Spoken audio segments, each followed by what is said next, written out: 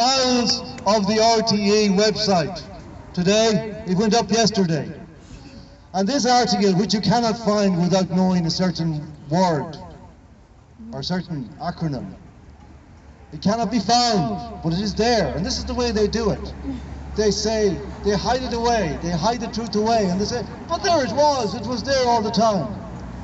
This is an article by George Lee, for it was he. George Lee. And this article explains that the CSO figures released during the week reveal that the death toll from COVID has now decreased to something like 850 people, from 1,773, which RTE, in every other article, which you can find very easily on its website, continues to tell us is the number. And which the gov.ie website continues to tell us is the number.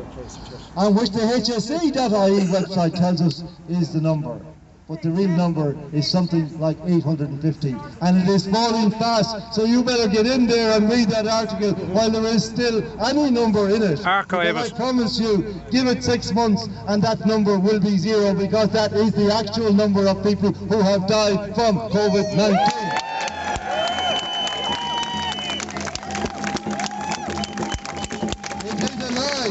It is a lie that has destroyed the lives of millions of people all over the world and in Ireland. Not alone the livelihoods of people, but the very sanity of people.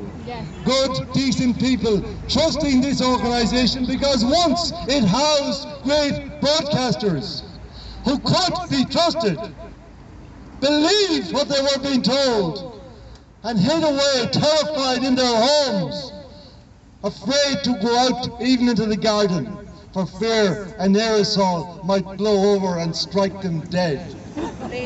Because Fergal Bowers told them that was what was going to happen. It is an absolute crime, my friends. It is the crime of the century. Yes. Yeah. We need to get cut to the chase here and stop the equivocation and the arguing about little bits and pieces on the fringes of this. Yeah. This is the greatest lie that has ever been told in our country.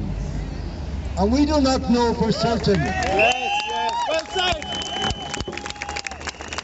And that lie is being enforced by the kind of thuggery we saw yesterday down the in-11. Yes.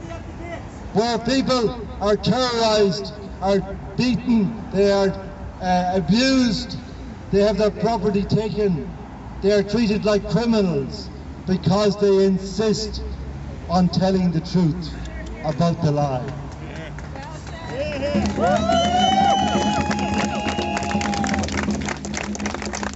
I have often noticed, when I read articles about this from this building, about meetings they have in RTE,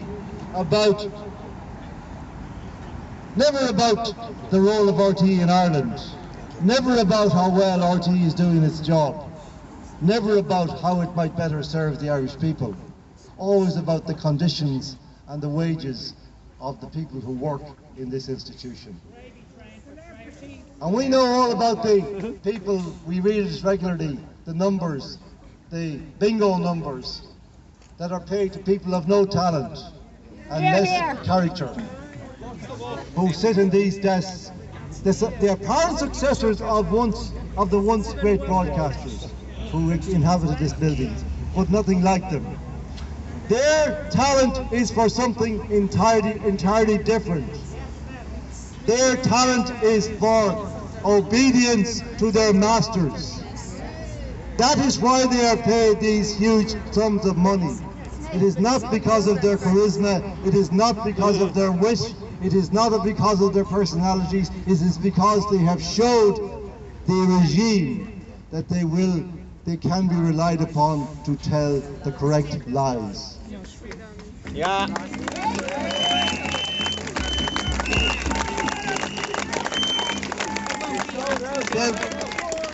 The Director General of this institution, God help us, D. Forbes, has said in the recent past that the licence fee needs to be doubled. Why? Why? Just in case, she said, because if it is not, then RTE will cease to be relevant. My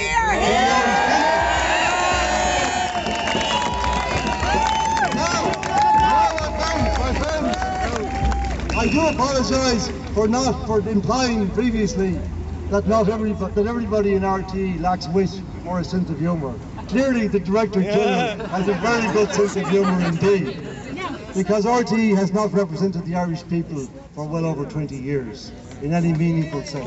It has attacked the Irish people, their values, their traditions, their language, their music. It has attacked it in every way. It has undermined the very fabric of our connection with our own country on a daily basis. It has abused us. It has called far-right people who actually say the Irish people have preeminence in their own country. Well, who has if not the Irish?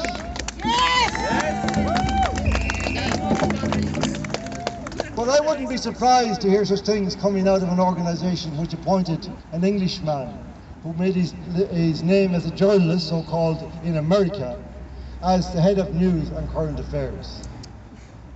This man, at a previous protest outside this gate, came to the protesters, who were fewer in number than today, and said to them, have you people nothing better to do than standing around here protesting about things? And then he kind of thought about it, says, well, I suppose, you know, you have the right to do it even if you're a bunch of idiots. His is the head of news and current affairs, whom D4s would tell us is relevant to the Irish people. And we need him. John Williams is his name. And you can't find out how much he earns. I know that D4s earns 250,000 plus 63,000 pension contributions and 25,000 per annum for her car. But I assume that John Williams, because his is not being published, even though he's of a lower rank, he's actually paid more than she is. That's my supposition. And that's all taxpayers' money. It's your money. Yeah. It's your money. It's our money. We pay them to insult us. We pay them to lie to us. We pay them to abuse us. Just as we pay these guards to beat us up from time to time. No more! No more! No more!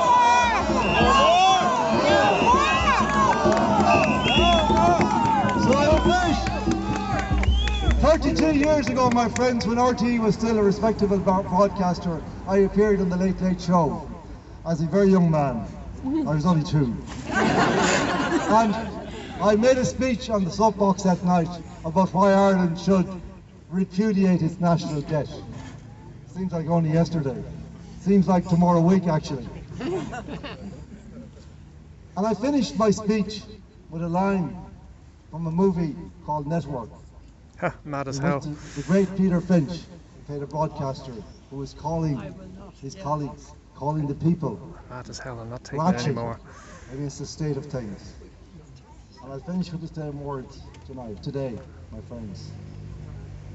Do you remember that scene when Peter Finch opened the window of his street and started shouting this to the street? And everybody came to their windows and they shouted. And he said, we're mad as hell! And we're not going to take it anymore! We're mad as hell! And we're not going to take it anymore! We're mad as hell! And we're not going to take it anymore! We're mad as hell! And we're not going to take it anymore! We're mad as hell! And we're not going to take it anymore! And we're going to let them know it today! If you're not angry, there's something wrong with you. Thank you, John.